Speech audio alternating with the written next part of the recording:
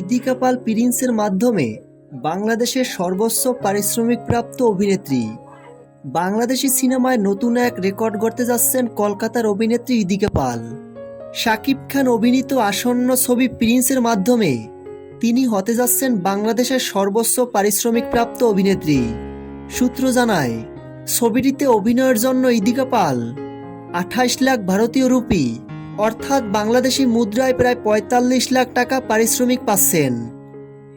এটাই এখন পর্যন্ত কোনো বাংলাদেশি ছবিতে কোনো নায়িকার সর্বোচ্চ পারিশ্রমিক। প্রথম থেকেই প্রিন্সের নির্মাতারা ইদিকা পালকে পছন্দের তালিকায় রেখেছিলেন।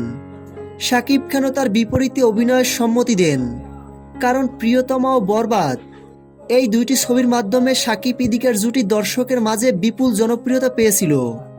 দর্শকদের সেই আগ্রহকেই বিবেচনা করে প্রিন্স সিনেমায় আবারও ইদিকা পালকে নেওয়া হয়েছে।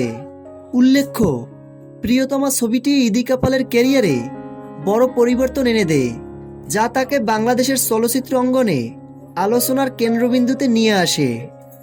প্রিয় দর্শক মণ্ডলী, শাকিব খানের আপকামিং প্রিন্স সিনেমায় নায়িকা হিসেবে ইদিকা পালকে রাখা হয়েছে। এ বিষয়ে আপনাদের কোনো মন্তব্য থাকলে ভিডিওর নিচে কমেন্ট করে জানিয়ে দিন।